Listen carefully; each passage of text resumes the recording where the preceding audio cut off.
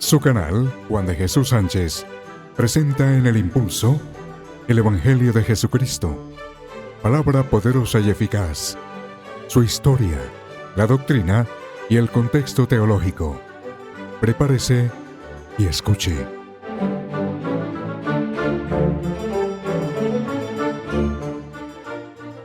Amigo, veníamos ya con un estudio previo expuesto por el pastor Antonio sobre un tema muy importante, de verdad muy importante en estos tiempos.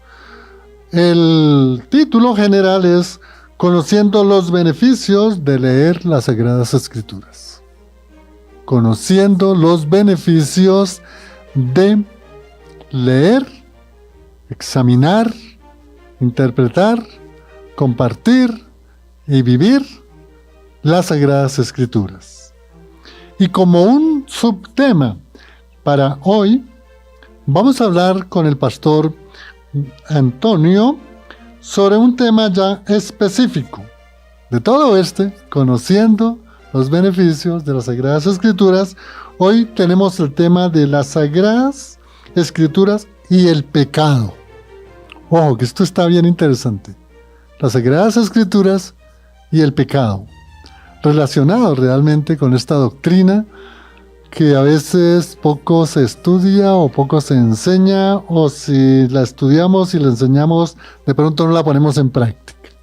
Y aquí la clave del beneficio es vivir la palabra de Dios. Y en este preámbulo de la presentación del tema y del subtema, antes de que el pastor Antonio nos indique el contenido y todo lo que hay sobre este tema, los queremos invitar para que se comuniquen vía WhatsApp y nos hagan conocer sus inquietudes. Háganlo 322-729-1386. También lo pueden hacer al 317-618-8445.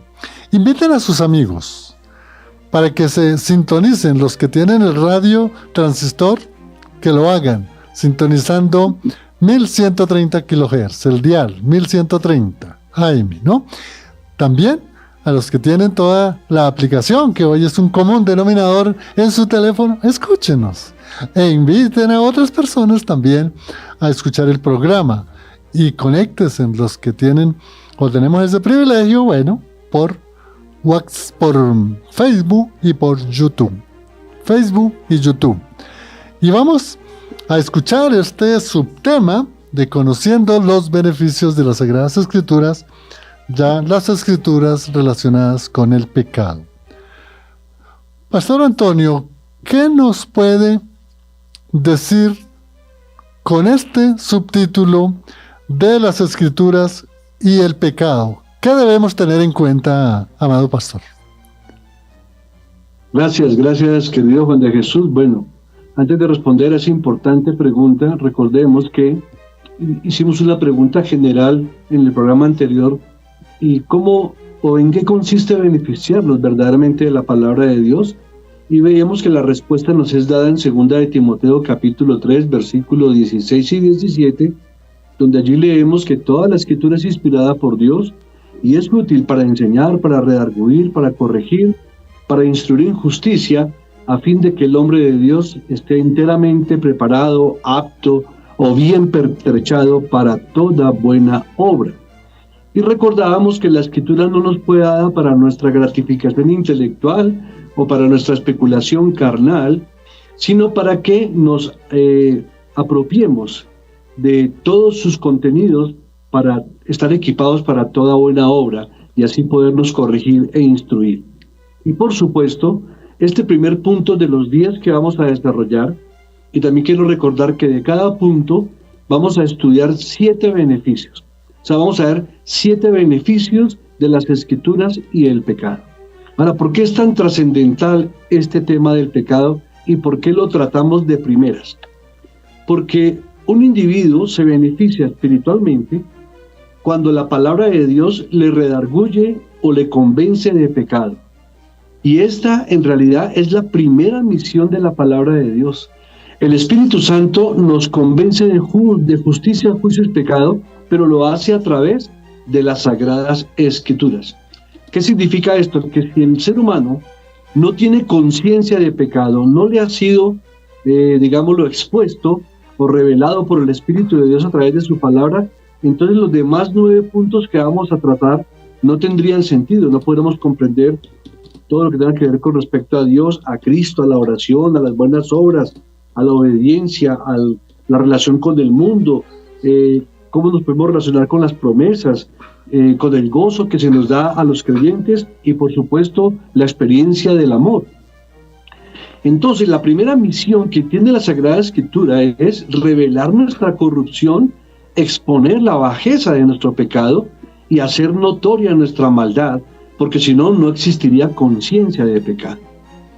Queridos oyentes, mire, la vida moral de un hombre puede ser irreprochable, sus tratos con los demás pueden ser inclusive impecables, pero cuando el Espíritu Santo aplica la palabra a su corazón y a su conciencia, abriendo los ojos cegados que los teníamos así por el pecado, y podemos ver la relación que tenemos nosotros con el pecado y nuestra actitud negativa hacia Dios, tenemos que exclamar como lo hizo el profeta Isaías en el capítulo 6, cuando dijo: ay de mí que soy hombre muerto, porque siendo un hombre de labios inmundos, que habita en un pueblo que tiene labios inmundos, han visto mis ojos al Rey.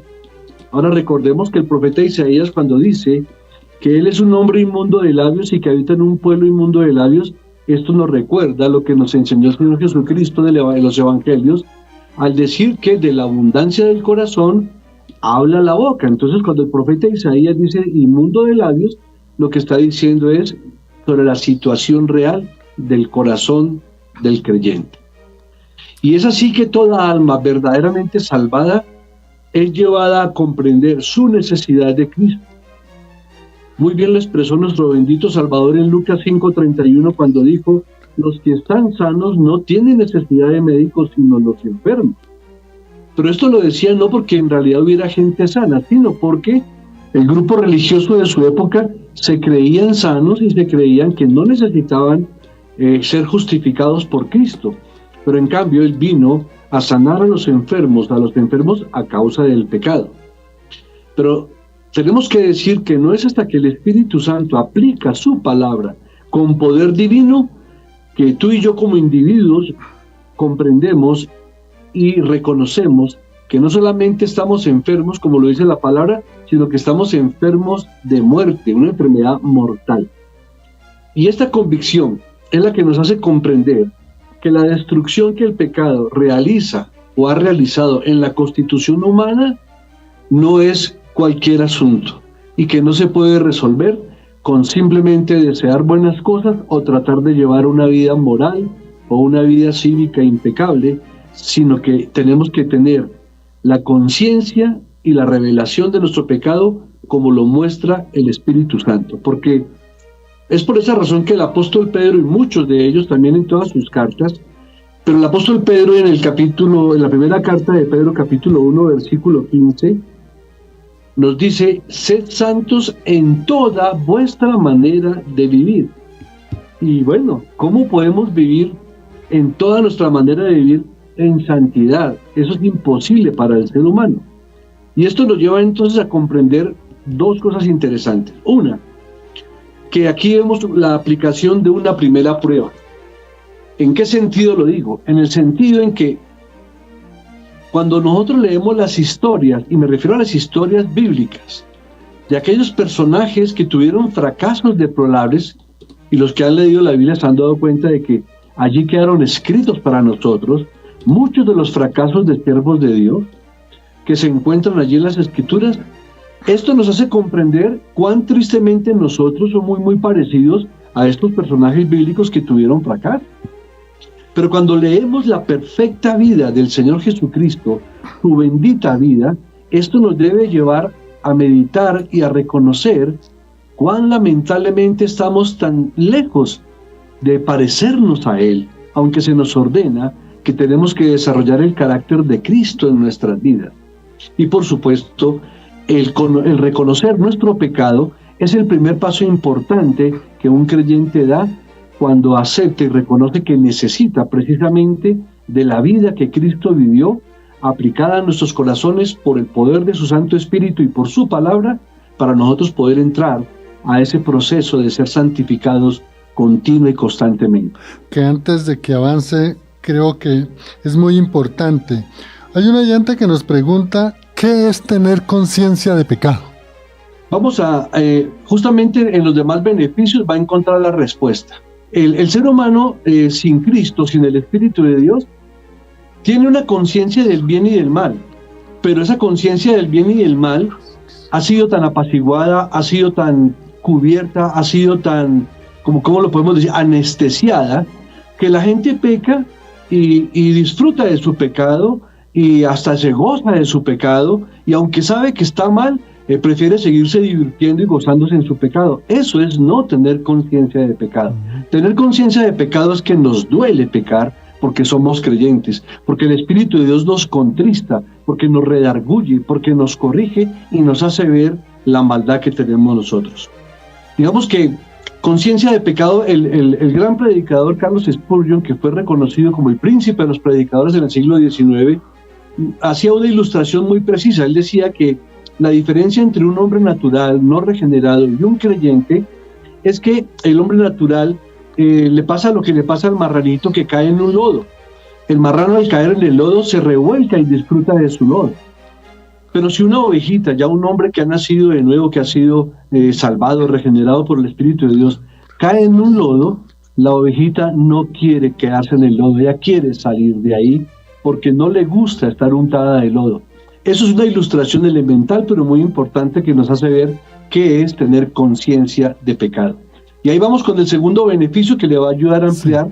Sí, dispénseme, pastores, que están muy atentos los oyentes y no quisiera dejar pasar, porque yo veo algo muy importante cuando se estudia la doctrina del pecado, es que la racionalizamos, la memorizamos, pero como que no entendemos, digamos, ¿qué es lo que realmente es el pecado? Por ejemplo, esta pregunta, pastor, me parece muy importante porque nos dice la oyente, ella ha escuchado decir que cuando uno está en pruebas es porque uno está en pecado. Y ella pregunta, ¿esto es cierto? ¿Que si estoy en prueba es porque tengo pecado? No necesariamente.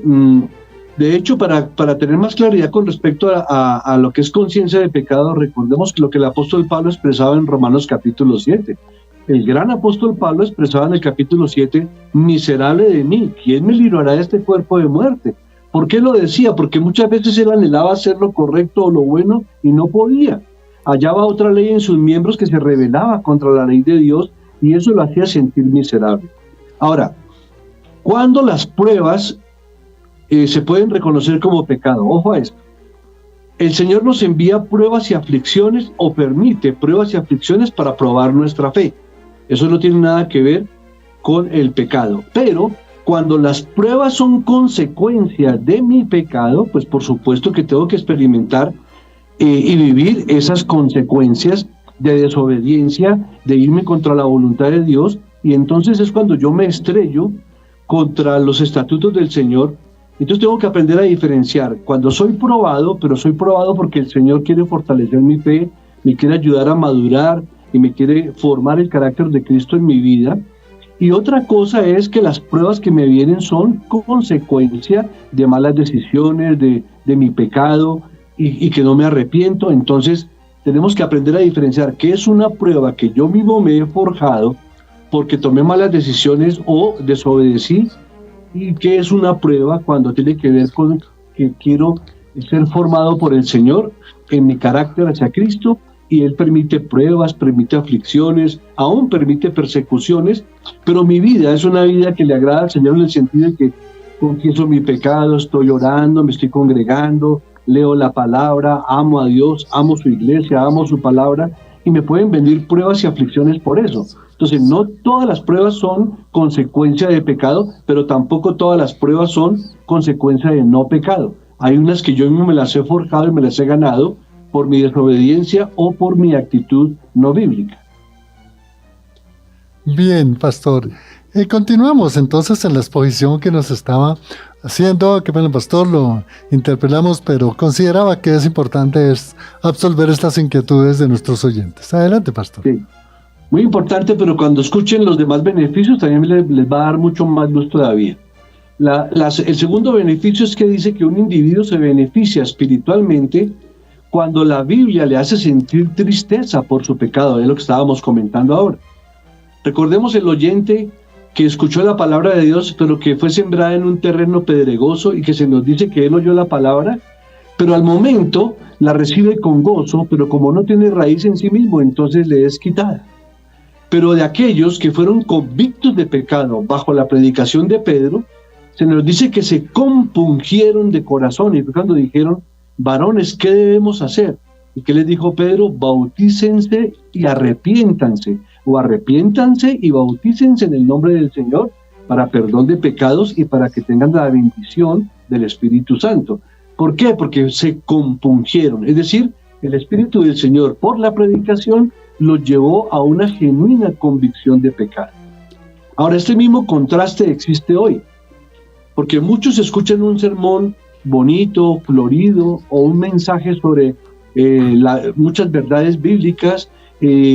Tenemos predicadores que pueden hacer grandes despliegues de oratoria o que exhiben una importante habilidad intelectual como predicadores, pero que en general contiene poco material aplicable a escudriñar la conciencia. Se recibe con la aprobación ese tipo de mensajes, pero la conciencia no es humillada delante de Dios o no es llevada a una comunión más íntima con Él por medio del mensaje.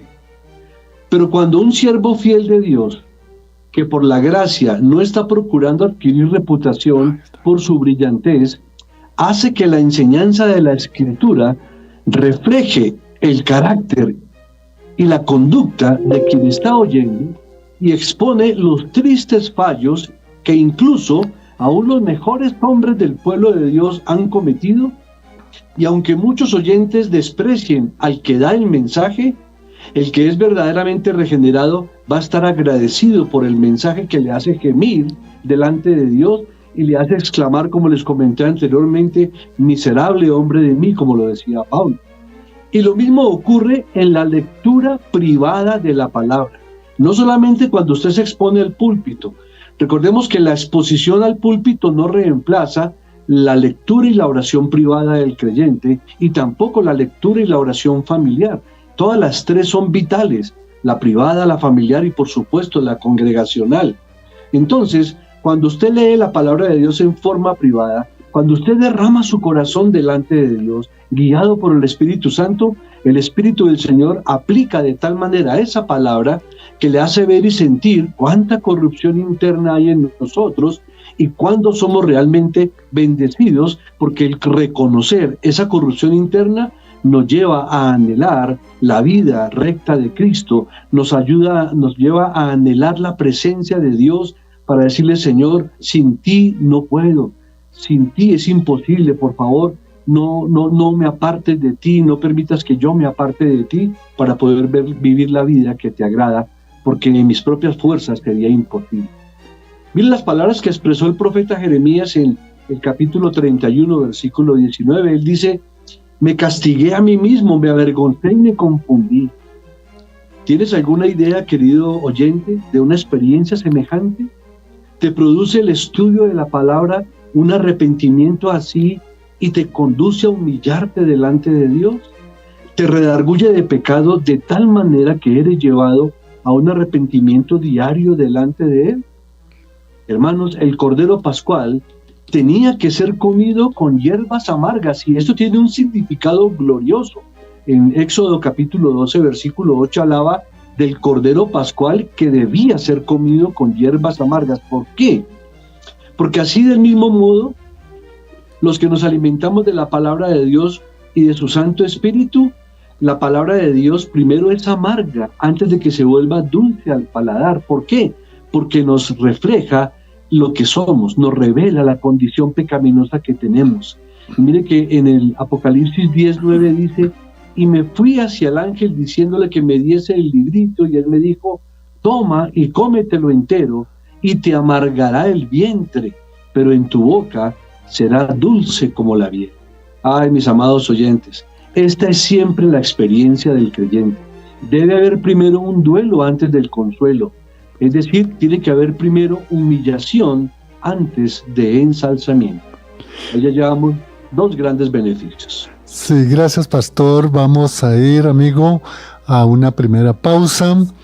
Y qué bueno que puedan compartir a sus amigos que estamos en este programa Por Fuego AM, hablando de las Escrituras y el pecado que nos está exponiendo el pastor Antonio Gómez. Ya regresamos.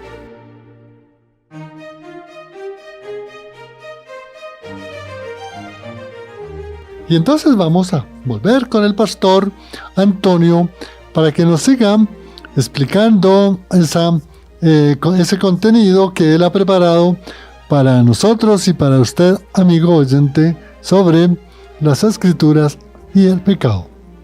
Continuamos, pastor Antonio. Gracias, querido Juan de Jesús. Bueno, entonces hemos visto 2 grandes beneficios. El primero es que las Escrituras nos revelan nuestra condición pecaminosa. El segundo beneficio es que leer la Biblia nos hace sentir tristeza por el pecado. Y vamos con el tercero.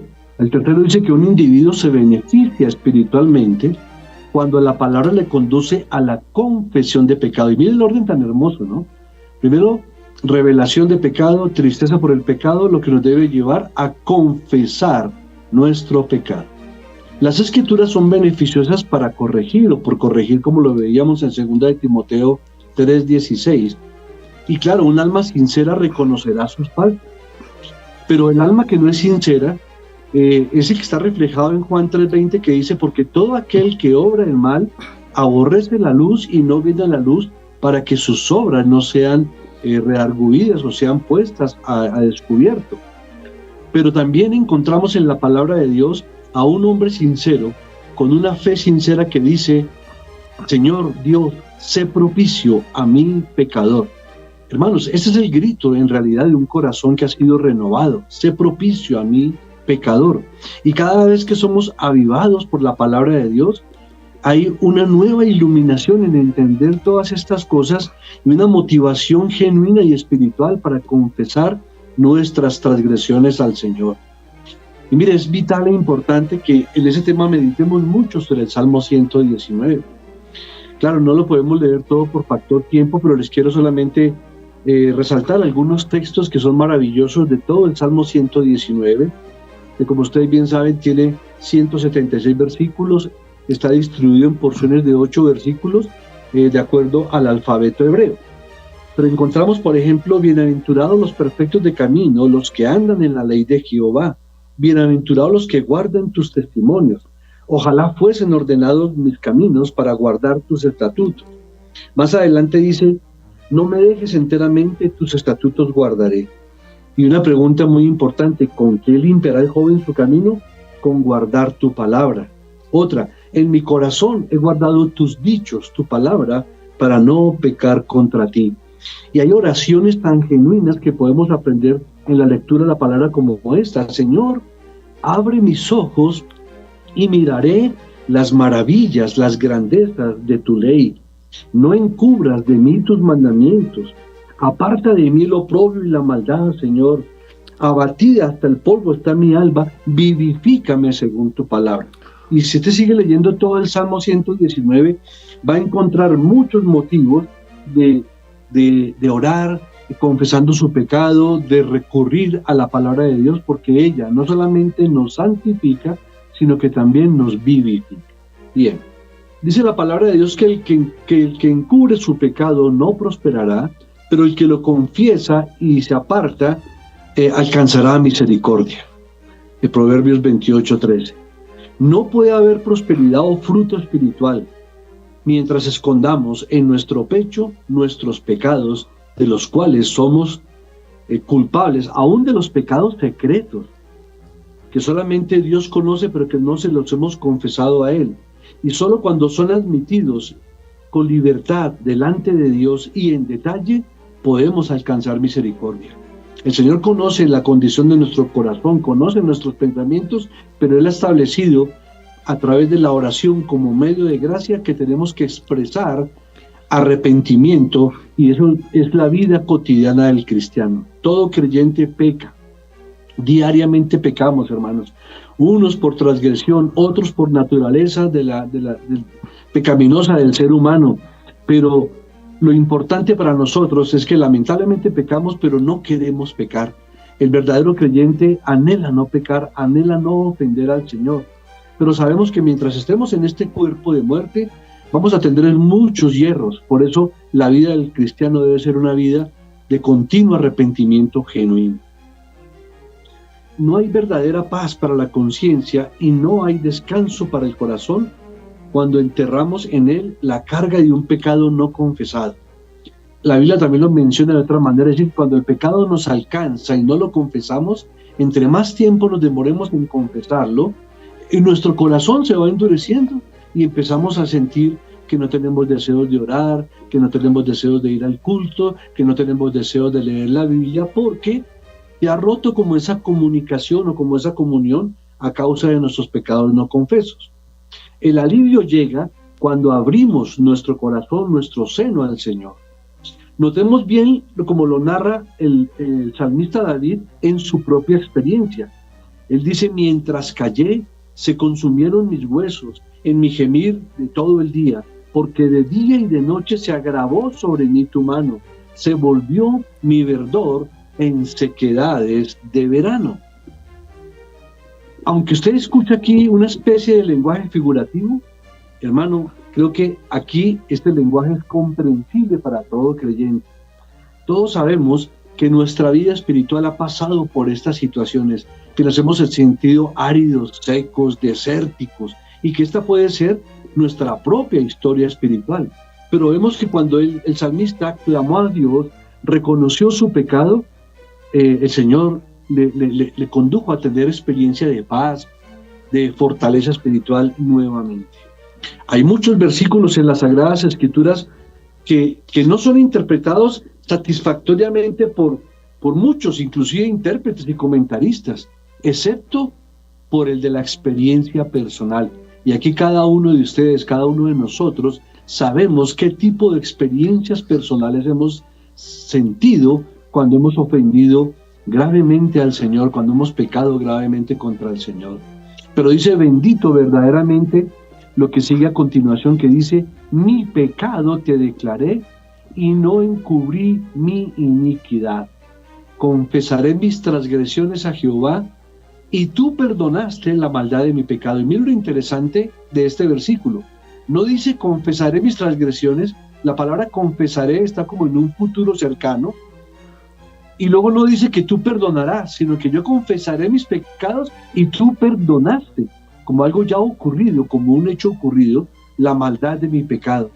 Y esta es la experiencia que debe acompañar a todo creyente que confiesa su pecado de manera sincera delante de Dios, de manera consciente, aquel que derrama su corazón delante del Señor sin ocultar nada. Y eso, lo más hermoso de eso, ocurre en nuestra oración privada. Es allí donde podemos derramar nuestro corazón con tal libertad, contarle al Señor todo lo que hemos hecho, lo bueno, lo malo, lo feo, lo que Él aborrece, pero hay que contárselo, hay que exponértelo y luego decir: confesaré mis transgresiones a ti, Señor, y tú perdonaste la maldad de mi pecado. He ahí el tercer beneficio. No sé si respecto a este beneficio haya algún comentario o alguna pregunta.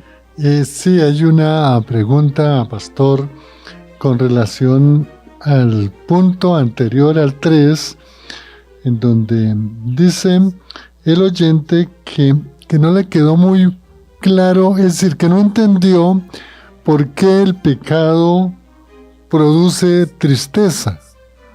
Quiere saber que no entiende, el pecado produce tristeza. Digamos que cuando el oyente, por ejemplo, si es un hombre casado, ofende a su esposa y luego se da cuenta de que la ofendió y lo hizo también de manera injusta, eso le va a generar tristeza por haberle causado dolor a su esposa.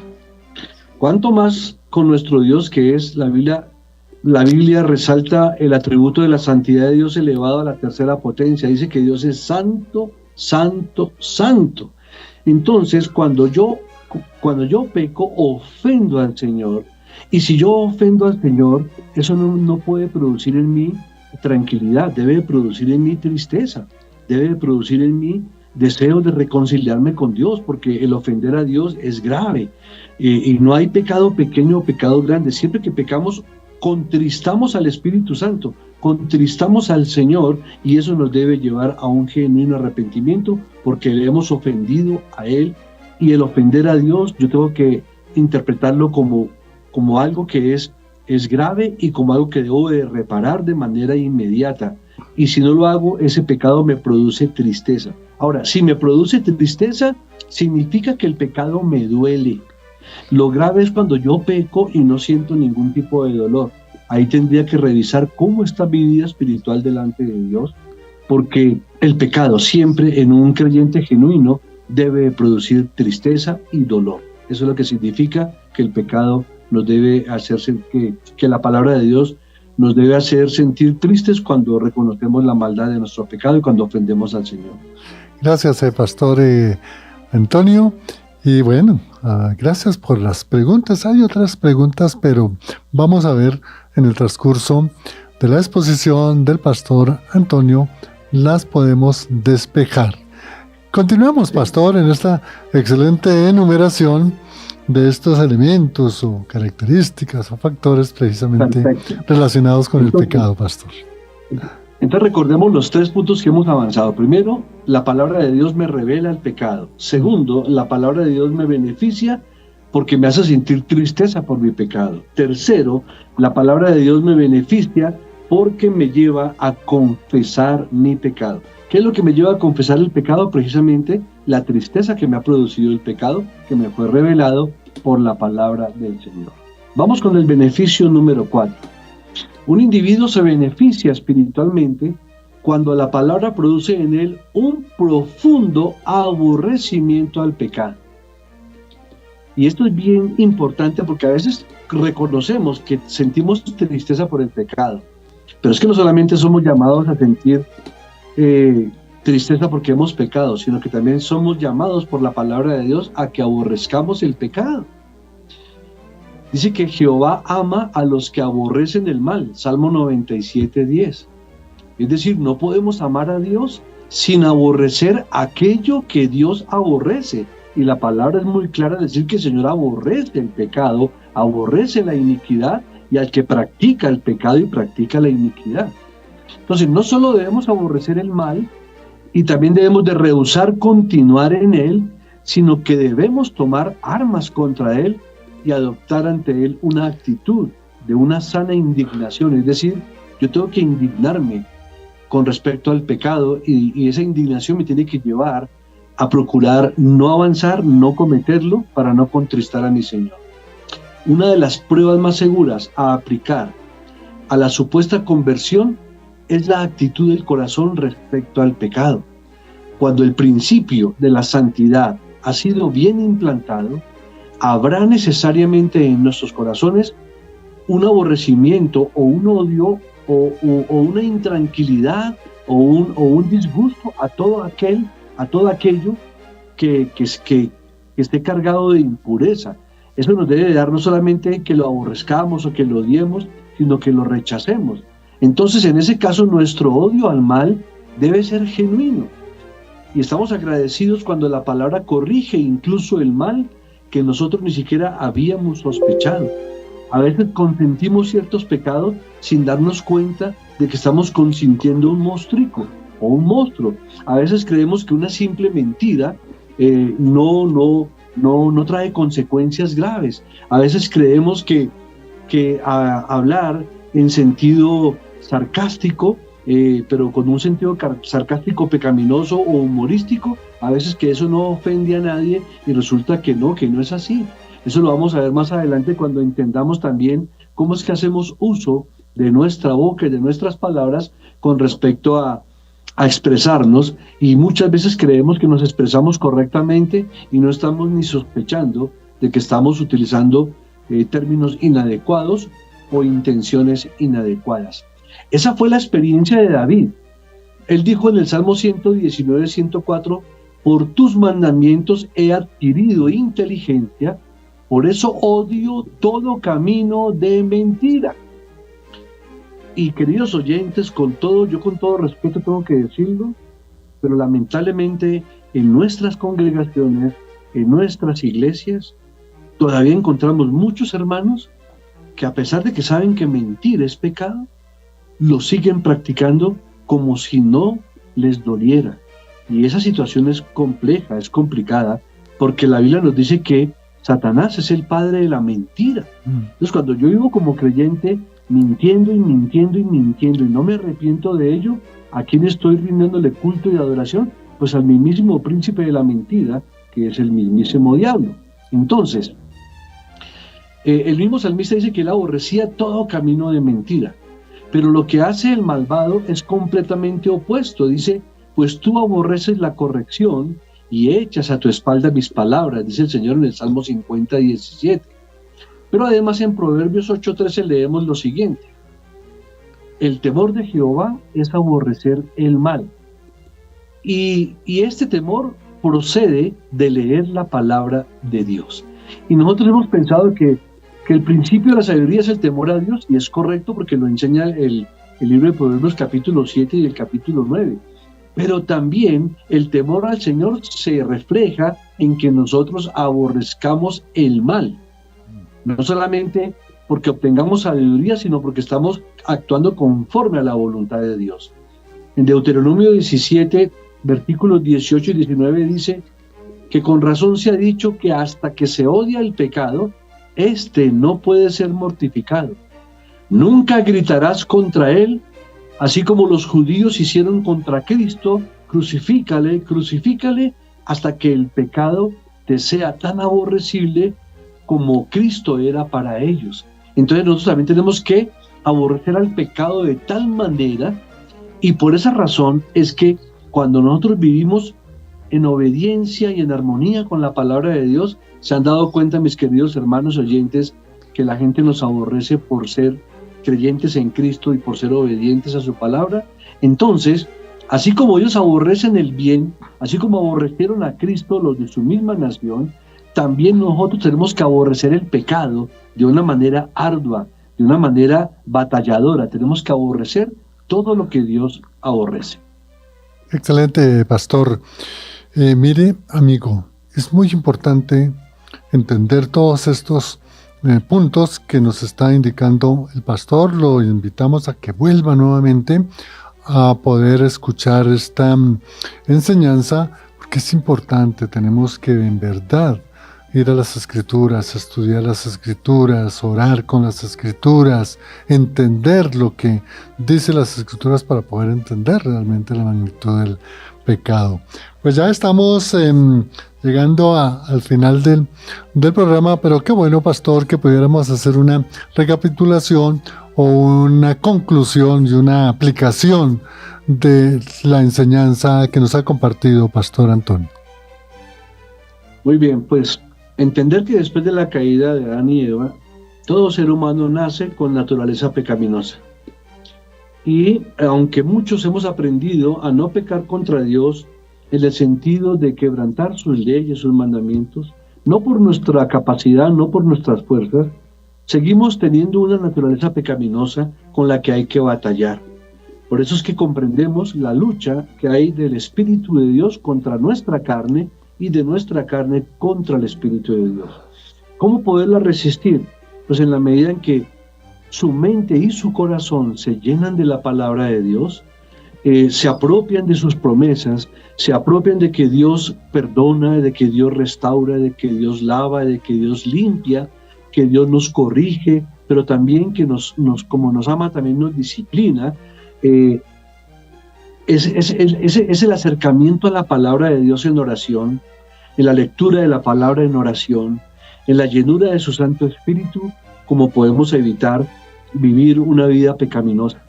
pero sabemos que por naturaleza pecaminosa vamos a tener tropiezos. Pero el Señor nos da también en su palabra las promesas de cómo salir de estos tropiezos. Y ya hemos visto hoy varios aspectos de cómo nos beneficiamos de las Sagradas Escrituras, porque ellas son como un espejo para nuestra vida. Ellas nos revelan cuál es la realidad de nuestro pecado.